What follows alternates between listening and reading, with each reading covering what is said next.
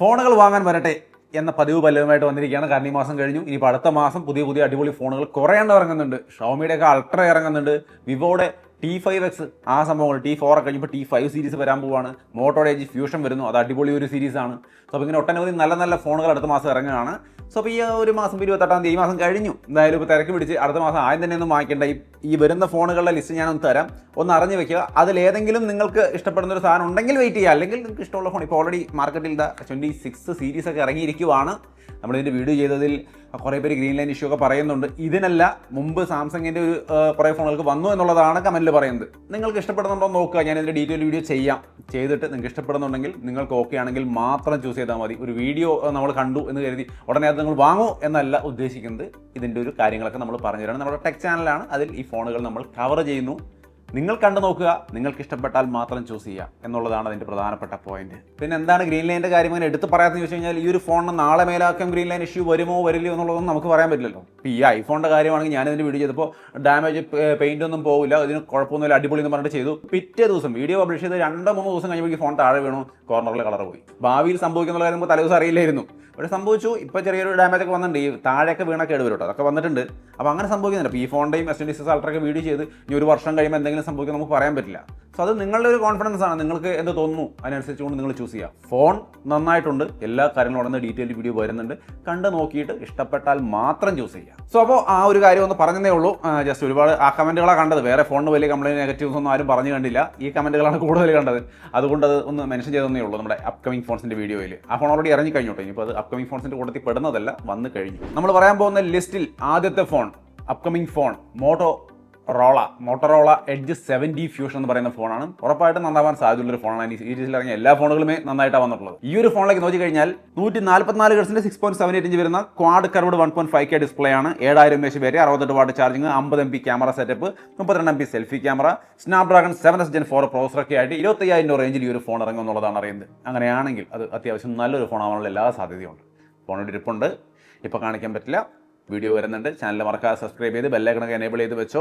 എല്ലാ ഡീറ്റെയിൽഡ് കാര്യങ്ങളും അതിൽ പറയാം. ഇനി അടുത്തതായിട്ട് ഏറ്റവും കൂടുതൽ ആൾക്കാർ കാത്തിരിക്കുന്ന ഏറ്റവും ഇൻട്രസ്റ്റിംഗ് ആയ ഒരു ഫോണായിട്ട് വരുമെന്ന് പ്രതീക്ഷിക്കുന്നത് Xiaomi 17 അൾട്രയാണ്. ഇത് ഈ മാർച്ചിൽ ഉണ്ടാവുമെന്നാണ് പറയുന്നത്. ഈ ഒരു ഫോണിൽ 6.9 ഇഞ്ച് വരുന്ന 1.5K 120 ഹെർട്സിന്റെ display, 50 MP camera setup, 200 MP periscopic camera, 50 MP front camera, 6800 mAh battery, 100 watt charging, 80 watt wireless charging, അങ്ങനെയൊക്കെ ആയിട്ട് എല്ലാം ടോപ്പാണ്. കാരണം ഇത് ഇവരുടെ ഫ്ലാഗ്ഷിപ്പ് ഐറ്റമാണ്. സോ ഇപ്പോൾ ഒരു അടിപൊളി ഫോണാണെന്നുള്ളതാണ് ഓൾറെഡി വിലയിരുത്തിയിരിക്കുന്നത്. സോ ഇത് വരുമ്പോൾ എന്തൊക്കെ കാര്യങ്ങൾ ഉണ്ടാവും എന്നുള്ള കാര്യം കാത്തിരുന്ന് തന്നെ നമുക്ക് പരിശോധിക്കാം. പിന്നെ AI+ന്റെ പൾസ് 2 എന്ന് പറഞ്ഞൊരു ഫോൺ വരുന്നുണ്ട്. അറിയാലോ, ആ ഒരു ബ്രാൻഡിന്റെ വളരെ ബഡ്ജറ്റ് ഫ്രണ്ട്ലി ആയുള്ള ഫോണുകൾ ഇറങ്ങിക്കൊണ്ടിരിക്കുന്നുണ്ട്. മധുസത്ത് അടിപൊളിയാക്കുമെന്ന് വിചാരിക്കാം. ഈ ഒരു ഫോണിലേക്ക് വരുമ്പോൾ 6.7 ഇഞ്ച് വരുന്ന HD+ LCD display, 50 MP camera, 6000 mAh battery, 18 what charging, IP64 rating, 8000 രൂപ റേഞ്ചിൽ അവർ വളരെ കുറഞ്ഞ ബഡ്ജറ്റിലാണ് ഫോൺ ഇറക്കിക്കൊണ്ടിരിക്കുന്നത് ഇപ്പോൾ. സോ ആ ഒരു 10,000 രൂപ താഴെയൊക്കെ ഫോൺ നോക്കുന്നവർക്ക് തീർച്ചയായിട്ടും വേണമെങ്കിൽ പരിഗണിക്കാവുന്ന ഒരു ഐറ്റമാണ്. വരട്ടെ, വന്നിട്ട് വിശദമായി നോക്കിയിട്ട് നമുക്ക് തീരുമാനിക്കാം പരിഗണിക്കണോ വേണ്ടയോ എന്നൊക്കെ. ഇനി ഫാൻസിൻ്റെ, നമ്മുടെ ഗൂഗിൾ പിക്സൽ ഫാൻസിൻ്റെ Pixel 10a ക്യാമറ ബമ്പൊന്നും ഇല്ലാതെ വളരെ പ്ലെയിൻ ആയിട്ട് ലെൻസൊക്കെ സെറ്റ് ചെയ്തിട്ടാണ് വരുന്നത് ക്യാമറ. സോ അത് ഭയങ്കര ഫ്ലാറ്റ് ആയിട്ട് ടേബിളിൽ ഇങ്ങനെ വെച്ചാൽ അവിടെ ഇരുന്നോളും, ഷെയ്ക്കൊന്നും ആവില്ല, അങ്ങനെയുള്ള കാര്യങ്ങളൊക്കെ പറയുന്നുണ്ട്. എന്തായാലും ഫോൺ വരുന്നുണ്ട് Pixel 10a. 6.3 ഇഞ്ച് വരുന്ന full HD+ 120 hertz AMOLED display ആണ്. Tensor G4 processor, 48 MP main camera, 12 MP front camera, 5100 mAh battery, 20 watt charging ഒക്കെ ആയിട്ട് വലിയ എക്സൈറ്റിംഗ് ആയ സംഭവങ്ങളൊന്നും ഈ പറഞ്ഞതിൽ ഒന്നിലുമില്ല. പിക്സൽ ഇഷ്ടപ്പെടുന്നവർക്ക് ഒന്ന് വെയിറ്റ് ചെയ്യാം. മാർച്ച് 4-ാം തീയതി മറ്റോ ആണ് ലോഞ്ച്. പിന്നെ അടുത്ത ഇതുപോലത്തെ ഒരു വലിയ സംഭവങ്ങളൊന്നും പറയാനില്ലാത്ത എന്നാൽ അത്യാവശ്യം നല്ലൊരു ഫോണാണ് iPhone 17e. ഈ ഒരു ഫോണിൻ്റെ സ്പെക്ക് നോക്കിക്കഴിഞ്ഞാൽ 6.1 ഇഞ്ച് വരുന്ന OLED ഡിസ്പ്ലേ ആണ്. 60 ഹെർട്സിൻ്റെ റിഫ്രഷ് റേറ്റ് ആണ്. A19 ചിപ്പാണ്. Dynamic Island, face ID, MagSafe charging തുടങ്ങിയ കാര്യങ്ങളൊക്കെ ഉണ്ടായിരിക്കും. 48 MP main camera, 12 MP selfie camera ഒക്കെ ആയിട്ട്. ഈ ഫോണിലെ പ്രശ്നം ഞാൻ ഈ പറഞ്ഞ സ്പെക്കിൽ നിങ്ങൾ കേട്ടിട്ടുണ്ടാവും, 60 ഹെർട്സിൻ്റെ ഡിസ്പ്ലേ ആണെന്നുള്ളതാണ്. ഒരു ദിവസം വെച്ച് ഇറക്കിയാൽ മതിയായിരുന്നു. കാരണം ഈ ഒരു കാലഘട്ടത്തിൽ 2026 ഇവർ കൊണ്ടുവന്ന് 60 ഹെർട്സ് 50,000 രൂപ മുകളിലുള്ളൊരു ഫോൺ, 10,000 രൂപ ഫോണിൽ വരാൻ 120 ഹെർട്സിൻ്റെ ഡിസ്പ്ലേ കൊടുക്കണം എല്ലാവരും. ഒരു ബ്രാൻഡും ഇല്ല അങ്ങനെ 120 കൊടുക്കാത്തത്, അല്ലെങ്കിൽ ഒരു 90 FPS കൊടുക്കാത്ത ഒരു ബ്രാൻഡും ഇല്ല. ഇവിടെ 60,000 രൂപ റേഞ്ചിലൊക്കെ വന്നിട്ട് ഈ പറയുന്ന 60 ഹെർട്സ് ഡിസ്പ്ലേ എന്ന് പറയുമ്പോൾ എനിക്ക് അറിയാൻ പാടില്ല എന്താണ് ചെയ്യണം. പക്ഷേ മാക്സേഫ് ചാർജിങ്ങും കാര്യങ്ങളൊക്കെ ഉൾപ്പെടുന്നുണ്ട്. നല്ല സെറ്റപ്പാണ് ഫോൺ, പെർഫോമൻസും കാര്യങ്ങളൊക്കെ ഓക്കെ ആയിരിക്കും. പക്ഷേ ഇതൊരു വലിയ പ്രശ്നമായിരിക്കും എന്നുള്ളതാണ് ഞാൻ കാണുന്നത്. നിങ്ങൾക്ക് എന്ത് തോന്നിയുള്ളൂ തീർച്ചയായിട്ടും കമൻറ്റായിട്ട് ഷെയർ ചെയ്യുക. 4-ാം തീയതി മറ്റാണ് ലോഞ്ച്. 10-11-ാം തീയതി ഞാൻ പോകുന്നുണ്ട് മുമ്പിലേക്ക്. അതിൻ്റെ കാര്യങ്ങളൊക്കെ മനസ്സിലാക്കിയ ഫോൺ എടുത്തുകൊണ്ട് വരും. ഡീറ്റെയിൽ വീഡിയോ വരുന്നുണ്ട്, കണ്ടു നോക്കിയിട്ട് നിങ്ങൾ തീരുമാനിക്കുക വേണോ വേണ്ട എന്നുള്ള കാര്യം. എന്തായാലും ഐഫോൺ ഫാൻസിനെ സംബന്ധിച്ച്, അതായത് ആപ്പിൾ ഫാൻസിനെ സംബന്ധിച്ച് ഒരു ബഡ്ജറ്റ് ഫ്രണ്ട്ലി ഓപ്ഷനാണ് അവർ കൊണ്ടുവരുന്നത്. ഇനി അടുത്തത് Nothing 4a. അത്യാവശ്യം ഒരുപാട് പേര് നല്ല എക്സൈറ്റ്മെൻറ്റിൽ കാത്തിരിക്കുന്ന ഒരു സംഗതിയാണ്. ഇതിനെക്കുറിച്ച് പറഞ്ഞാൽ കേൾക്കാൻ ആൾക്കാർ ഒരുപാടാണ്. നത്തിങ്ങിന് നല്ല അഭിപ്രായമുണ്ടോ ജനങ്ങളുടെ ഇടയിൽ? എന്തായാലും കൊള്ളാം. അവിടെ ആ ഒരു ഇവൻറ്റിന് ചെന്നപ്പോൾ ഒരു പുതിയ ബ്രാൻഡാണ് കമ്പാരിറ്റീവ്ലി, പക്ഷേ അവിടെ നിറച്ച ആൾക്കാർ അവർ വിളിച്ചുകൂട്ടിയ പോലെയൊന്നും തോന്നില്ല. എന്താണെന്നറിയില്ല, നല്ല തിരക്കൊക്കെ ഉണ്ടായിരുന്നു അവിടെ. ആ ഒരു ബാംഗ്ലൂരിലെ ഷോറൂം ലോഞ്ചിന് നമ്മളതിന് വെയിറ്റ് ചെയ്തിട്ടുണ്ടായിരുന്നു, പോയിട്ടുണ്ടായിരുന്നു. നല്ല സെറ്റപ്പായിട്ട് തോന്നി. പക്ഷേ ആ ഒരു ഷോറൂമിൻ്റെ രീതിയൊക്കെ ഈ പറഞ്ഞ പോലെ റോ രീതിയാണ്. അവരുടെ ഫോണിൻ്റെ ഉള്ളിൽ ട്രാൻസ്പെറൻ്റ് ആയിട്ട് കാണിക്കുന്ന പോലെയൊക്കെ തന്നെ അതിൻ്റെ ഷോട്ട് ഞാൻ ചെയ്തിട്ടുണ്ടാവും, നിങ്ങൾ കണ്ടിട്ടുണ്ടാവും. എന്തായാലും ബ്രാൻഡിന് ഒരുപാട് പേർക്ക് ഇഷ്ടമാണെന്ന് എനിക്ക് അന്നും മനസ്സിലായി. ഇപ്പോൾ ഈ ഫോണിൻ്റെ 4Aയുടെ പോസ്റ്റിംഗ് കാർഡിലൊക്കെ ഷെയർ ചെയ്യുമ്പോഴും ഒരുപാട് പേർക്ക് അത് താല്പര്യമുള്ളതായിട്ട് നമുക്ക് മനസ്സിലാവുന്നുണ്ട്. ഈ ഒരു ഫോണിൽ 120 Hz AMOLED display, Snapdragon 7 series processor, 50 MP camera, 8 MP wide, 50 MP telephoto, glyph interface, 6.7 inch വരുന്ന 120 Hz OLED display, 5000 mAh battery. ഇതൊക്കെ കേൾക്കുമ്പോൾ വലിയൊരു സംഭവമായിട്ടൊന്നും തോന്നുന്നില്ല. ബട്ട് തീർച്ചയായിട്ടും ഈ ഫോൺ ഒരു നല്ല അഭിപ്രായം ക്രിയേറ്റ് ചെയ്യാൻ സാധ്യതയുണ്ടെന്ന് തോന്നുന്നു.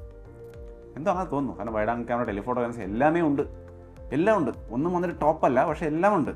നമുക്ക് നോക്കാം. Nothing four A detailed video നമ്മുടെ ചാനലിൽ വരും. മറക്കാതെ സബ്സ്ക്രൈബ് ചെയ്ത് ബെല്ലൈക്കൺ എനേബിൾ ചെയ്ത് വെച്ചു. ഇനി അടുത്തത് റിയൽമിയുടെ ഒരു നാർസോ പവർ 5G എന്ന് പറഞ്ഞൊരു ഫോൺ ഇറങ്ങുന്നുണ്ട് മാർച്ച് 5 തീയതി ആയിട്ടാണ്. 10001 mAh battery, Dimensity 7400 processor, hyper vision AI chip, 144 Hz display, Realme UI 7, 50 MP camera തുടങ്ങിയ കാര്യങ്ങളൊക്കെയാണ്. നെക്സ്റ്റ് AI ഒക്കെ അടിക്കാൻ നമ്മുടെ റിയൽമി പവർ നമ്മൾ കാണിച്ചു തന്നിട്ടുണ്ടായിരുന്നു. അപ്പോൾ 10001 mAh ബാറ്ററി, അപ്പോൾ അത് വെച്ചുകൊണ്ട് നാർസോയുടെ പേരിൽ ഇറക്കുന്നു. ബാറ്ററി ലൈഫ് വലിയ സംഭവം ആവശ്യമുള്ള ആൾക്കാരുണ്ടെങ്കിൽ ഒന്നും നോക്കാനില്ല, ഇത് രണ്ടിലെങ്കിലും റിയൽമി പവർ അല്ലെങ്കിൽ ഈ നാർസോ പവർ ഏതെങ്കിലും ഒരെണ്ണം എടുക്കും. പിന്നെ റിയൽമിയുടെ C83 10000 റേഞ്ചിലൊക്കെ ഒരു ബഡ്ജറ്റ് ഫ്രണ്ട്ലി ആയിട്ട് നോക്കുന്നു. റിയൽമി വേണമെന്നുണ്ടെങ്കിൽ ഇത് പരിഗണിക്കാം. ഇതിൽ 7000 mAh battery, 144 Hz display, IP64 dust and water resistance തുടങ്ങിയ കാര്യങ്ങളൊക്കെ ഉണ്ട്. കൂടുതൽ വിവരങ്ങൾ ലഭ്യമല്ല, അറിയുന്ന വഴിക്ക് ഞാൻ ഷെയർ ചെയ്യാം. പോക്കോ X8 Pro എന്ന് പറയുന്ന ഒരു ഗംഭീര സംഭവം, ഇതൊരു അടിപൊളി ഫോണാണെന്നാണ് കേൾക്കുന്നത്. ഈ ഐറ്റം വരുന്നുണ്ട്. പോക്കോ ഇഷ്ടപ്പെടുന്ന ആൾക്കാരൊക്കെ ഉണ്ടെങ്കിൽ തീർച്ചയായിട്ടും വെയിറ്റ് ചെയ്യുക. ഏറ്റവും നല്ല വാല്യൂ ഫോർ മണി എന്ന രീതിയിൽ കിട്ടുമെന്നുള്ളതാണ് ഇതിൻ്റെ മേന്മ. ഇതിൽ Dimensity 9500 processor, LPDDR5X Ram, 9000 mAh battery, 6.83 inch 120 Hz display, 100 watt charging, 50 MP camera setup, hyper OS, IP6, 8, 9, 9K എല്ലാ റേറ്റിംഗ് എല്ലാം വെച്ചുകൊണ്ട് ഒരു ടോപ്പ് ലെവൽ സാധനമായിട്ട് നടക്കുന്നത്. സോ പോക്കോ ഫാൻസ് ഉണ്ടെങ്കിൽ ഒന്നും നോക്കാനില്ല, വെയിറ്റ് ചെയ്യാം. ഇനി അടുത്തത് വിവോയുടെ T5X, അതേപോലെ iQന്റെ C11X എന്ന് പറയുന്ന ഫോൺ ഒരു 15000-16000 റേഞ്ച് വരുന്ന ഒരു ഫോണാണ്. ഇതിൻ്റെ തന്നെ C10, വിവോ T4 എന്നൊക്കെ പറഞ്ഞിട്ട് കഴിഞ്ഞാൽ 20000 റേഞ്ചിൽ ഫോണുകൾ നിൽക്കുന്നത്. അതല്ല, ഇതിൻ്റെ X വേരിയൻറ്റ്, കുറച്ച് കുറഞ്ഞ വേരിയൻ്റ് ആണിത്.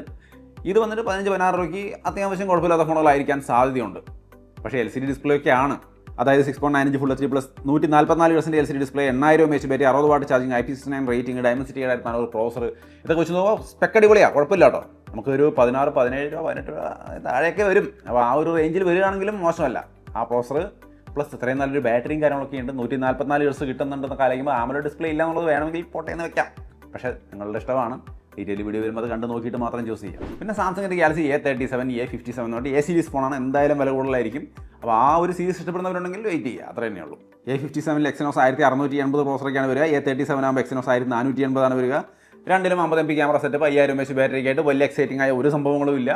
A സീരീസ് ഇഷ്ടമാണെങ്കിൽ വെയിറ്റ് ചെയ്തോളൂ, വീഡിയോ ഒക്കെ ചെയ്യും, നമ്മൾ കണ്ട് നോക്കിയിട്ട് താല്പര്യമുണ്ടെങ്കിൽ ചൂസ് ചെയ്യും. ഇനി ചില ഇൻട്രസ്റ്റിംഗ് ആയ ഫോണുകൾ വിവോയുടെ S200 FE ഒക്കെ നമ്മൾ കണ്ടു. അതുപോലെ X300 FE വരുന്നുണ്ട്. 6.3 ഇഞ്ച് ആസ് യൂഷ്വൽ ഡിസ്പ്ലേ വരുന്നുണ്ട്. 8 Gen 5 പ്രോസർ വരുന്നുണ്ട്. 6500 mAh battery, 50 MP camera setup, IP69 rating കാര്യങ്ങളൊക്കെ ആയിട്ട് പെരിസ്കോപ്പിക് ക്യാമറ അടക്കമുള്ള സെറ്റപ്പ് ആയിട്ടാണ് A300 FE വരിക. ഫാൻ എഡിഷൻ നോക്കാം. പിന്നെ ഇതിനകത്ത് ഏറ്റവും ഇൻട്രസ്റ്റിംഗ് ആയൊരു കാര്യം, വിവോയുടെ S300 അൾട്ര ചൈനയിലാണ്. അത് ഇങ്ങോട്ട് വരാറില്ല. കാരണം അത് വരേണ്ട ആവശ്യമില്ലെന്നാണ് അവർ പറയുന്നത്. ഞാൻ നേരിട്ട് ചോദിച്ചായിരുന്നു എന്താണ്. അപ്പോൾ അത് വരേണ്ട ആവശ്യമില്ല. കാരണം ഓൾറെഡി S300 Pro ആണ് ടോപ്പായിരിക്കുക. അതായത് അങ്ങനെ ഈ 300 Pro കാര്യമല്ല, ഞാൻ 200 Pro കാര്യമാണ് ചോദിച്ചത്.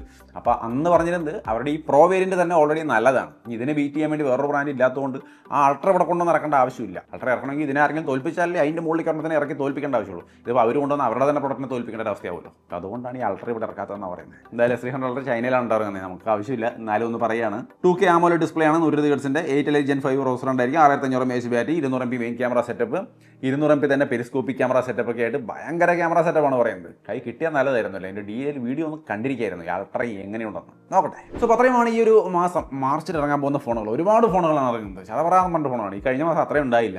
സോ അപ്പോൾ ഒരുപാട് ഫോണുകൾ ലിസ്റ്റ് ഞാൻ പറഞ്ഞു. ഇതിലേതെങ്കിലും നിങ്ങൾക്ക് ആവശ്യമുള്ളതാണെങ്കിൽ തീർച്ചയായിട്ടും ഇപ്പോൾ പോയി തിരക്ക് പിടിച്ച് ഫോണൊന്നും വാങ്ങിക്കാതെ ഒന്ന് വെയിറ്റ് ചെയ്ത് അടുത്ത മാസം ഇറങ്ങുന്ന അടിപൊളി ഫോണുകളിൽ നിന്ന് നല്ലത് നോക്കിയിട്ട് പറഞ്ഞ് സെലക്ട് ചെയ്യാം.